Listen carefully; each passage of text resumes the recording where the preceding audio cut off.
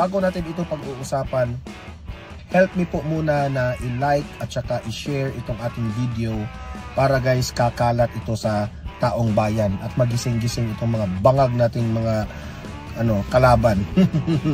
Sabay-sabay muna tayong mag-like and share sa video. 1, 2, 3, go! Okay, naka-like and share na ba lahat? And also guys, sa mga bago pa lang dito sa aking channel, importante po na mag-subscribe kayo para updated kayo lagi. And yung mga cellphone ninyo, ma-notify yan kung meron tayong breaking news, kung meron tayong bagong uploads, o kung nagla-live ang ating channel. Okay, so mahalaga po na mag-subscribe sa mga bago. Ready? 1, 2, 3, go! Okay, nakasubscribe na ba lahat? Okay? O eto, si Senator Amy Marcos, iniisa-isa ang mga ebidensya na matagal na palang nakipagtulungan itong bansang Pilipinas dito sa ICC. And remember, paglabag ito sa ating konstitusyon. Kaya good luck sa iyo, Bongbong Marcos. Yan ang masasabi ko sa iyo. Ito, papakita natin ito play.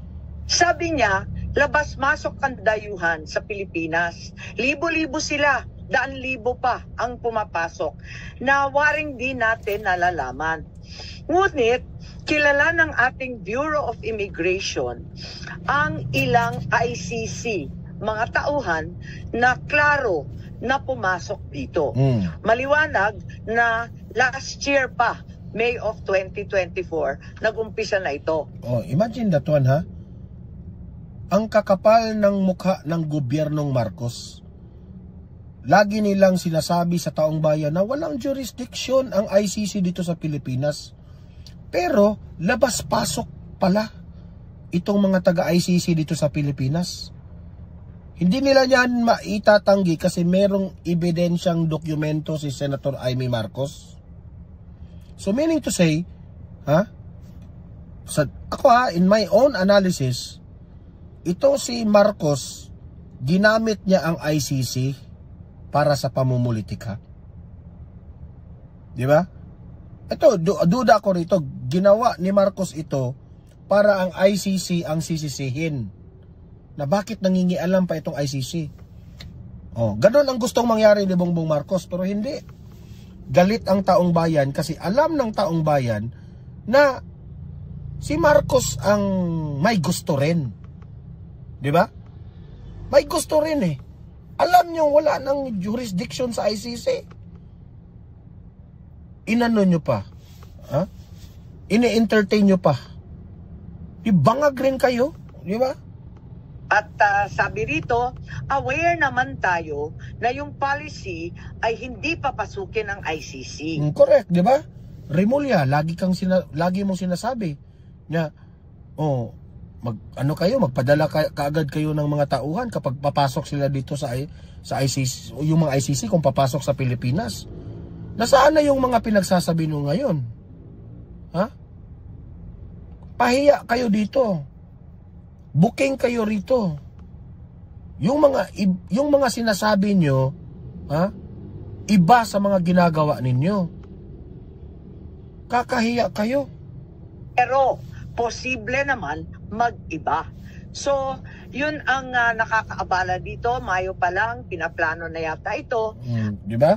Natuklasan po ni Senator Amy Marcos na May pa pala ito. May of 2024. Ay, tama ba? Oo. Tama. May of 2024. May of 2024, may communication na ang Pilipinas at ang ICC. Ganyan sila kakapal ng mukha. Gamitin ng ICC para lang sa pamumulitika dahil gusto nilang maaresto si Duterte dahil takot sila. Huwag na tayong magbulan. Analysis ko yan pero very obvious. Gusto nilang mawala si Duterte dito sa Pilipinas kasi alam nila sobrang malakas si Duterte sa Pilipinas. At kahit sinasabi ng ating kagalang-galang Secretary of Justice, sana narito siya, sabi niya, labas-masok ang dayuhan sa Pilipinas. Libo-libo sila, daan-libo pa ang pumapasok na waring di natin nalalaman. Ngunit, kilala ng ating Bureau of Immigration ang ilang ICC, mga tauhan. Imagine that one, ha? Itong Bureau of Immigration, alam pala nila kung sino itong mga personalities na ito na mga taga-ICC. Alam nila, ha? Alam nila. At merong ebidensya si Senator Amy dyan. So wala kayong lusot dito. Na klaro na pumasok dito. Unang-una, maliwanag, si Maya Destura Bracken. Dumating duda ako rito, ha. Itong paglabas-pasok nila dito sa Pilipinas, yun na pala yun. Sinisimula na nilang trabahuin si Duterte. Para bang nang spy rin sila ba? Siguro nangalap ng impormasyon patungkol po sa AGK.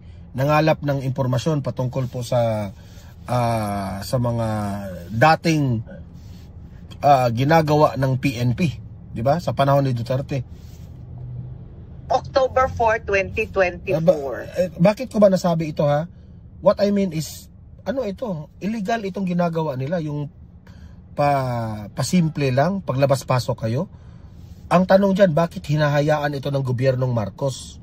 Labag yan sa konstitusyon natin kasi wala nang jurisdiction ang ICC dito sa Pilipinas. Siya ay galing US at interpreter siya. Itong binanggit ni Senator Amy Marcos, ha, isa ito sa mga isa ito sa mga pumasok dito sa may personality na po na binanggit si Senator Amy. May pangalan siyang binanggit, okay? CC. Maliwanag po yan. At maliwanag din na dumating siya sa Pilipinas. Ikalawa, andito din yung protection expert para ipagtanggol ang mga testigo. Meron siyang pangalan, William Rosato. Meron siyang dokumento at pangalan, ha? Imagine that one. Ebidensya yan. Dumating sa Pilipinas October 15, 2024. Very detailed. Very detailed itong ebidensya ni Amy Marcos. Itong pagpaplano to, nakita din natin na may dumating din na isa pang protection expert. Grabe. At iba pang mga dumating na si Remulla, Bongbong Marcos. Sagutin nyo ito, oh. Huling-huli kayo. Kaya pala, hindi kayo pumunta sa hearing. Kasi, bulat-lat po ang mga ebidensya ni Amy Marcos. John Kasam, dumating October 20. At yung investigador, dumating din sa October 24. Siya yung huli. Ang huling ICC na nasa record ko, October 24, Glenn Roderick Thomas Cala. Siya naman yung Paano yan, ha? Paano yan ipagtanggol nila na merong pangalan si Senator Amy Marcos na bananggit? Kung iimbestigahan nyo yan, totoo yan kasi may pangalan eh. Hindi kagaya ni Conte na 30,000 raw yung biktima ng EJK at walang pangalan maibigay. Yan ang tunay na ebidensya. May pangalan, may date kung when pumasok at may record yan, ha? Sa Bureau of Immigration. Wala kayong lusot dyan. Pero yung 30,000 nyo, Conte, ha? Ni isa, wala kayong mailabas na dokumento. Kasi puro kayo tahi. Puro kayo bula sa bibig ninyo. At hindi ko alam kung kompleto na ito dahil meron pang binabanggit. Grabe guys, matay. Sapol sila dito sa ebidensya ni Amy, oh. Robin Croft na abogado naman nila. At may binabanggit din sa kanilang mga usapin na bagong team ng 3 parating daw ng 19 October. Grabe. Hindi ko na nakuha yung pangalan, pero yan ang ebidensya. Ang galing ni Amy, ha? Saan ka nakakalap ng mga ebidensya na yan? And I'm confident totoo yan. Kasi may pangalan eh. Manag na merong mga dumating na ICC at nagpakilala bilang tauhan talaga ng ICC na may kanya-kanyang espesyalidad. May protection expert, may investigador, may interpreter, may abogado. Klaro po yun at itinira, hindi natin sa sigurado ang binabanggit at sinulat nila sa kanilang immigration papers, Midas Hotel, Raffles Hotel, Diamond Hotel.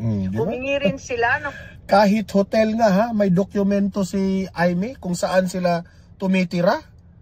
Wala, sapol sila dito, sa totoo. Protection detail and transport sa Pilipinas. Di ba? Ano ba ang masasabi ko dito? Ito lang. Bongbong Marcos, ang kakapal ng mukha mo. Bakit mo hinayaan ito? Paglabag ito sa ating konstitusyon ha. Nakasaad po sa ating konstitusyon na wala na po tayong jurisdiction, wala nang jurisdiction ang ICC dito sa Pilipinas. Bakit nyo hinayaan yan? Ha? Ako dito ha, hindi po ako nagsalita dito dahil kinakampihan ko si Duterte ha. Pag-usapan lang natin yung batas natin. Pag-usapan lang natin yung konstitusyon natin. Kung ano, kasi useless po eh. Ano ang silbi sa konstitusyon natin, batas natin, kung hindi naman natin sinusunod? Di ba? Kaya nga, Senator Aimee Marcos, sobrang bangag po yung kapatid mo. Sobrang atin, kapatid na niya ang kumalap ng ebidensya ha. Na ang tanong ng taong bayan, iboboto nyo pa ba yung mga kaalyado, yung alyansa ng bagoong Pilipinas ni Marcos? Good luck na lang. Good luck. Dawn must be dead, dawn must be dead. You must be dead, I'm gone. Dawn must be dead, dawn must be dead. Must be dead. Si Don man, dito na laging nakaabang. Hatid ang balita mula umaga hanggang gabi. Politika sa Pinas, bawat galaw na susubaybayan. Kasama ka sa kwento ng bayan, laging may say-say. Laging updated sa kwentong politika.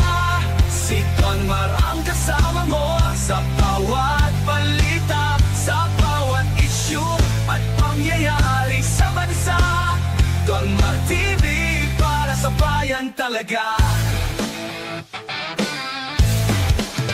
Senado, Kongreso, Malacanang at kalsada. Bawat usapin, sinisilip niya ng tama. Ang totoo at walang bias ang kanyang dala.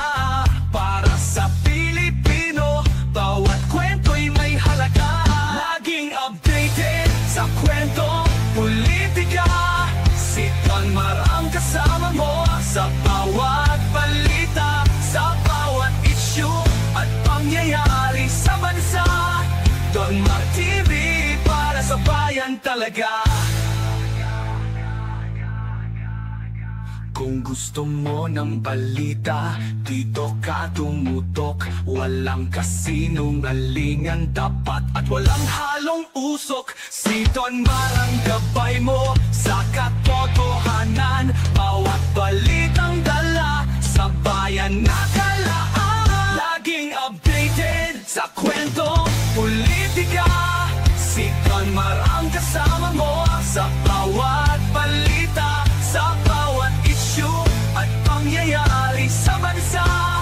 Don Mar TV, para sa bayan talaga. Don Mar TV, ang iyong kakampi sa balita. Tunay na serbisyo sa bayan, nakatuon ang mata. Kaya't mag-subscribe na para lagi kang una. Sa kwentong politika ni Don Mar TV tayo magkakain.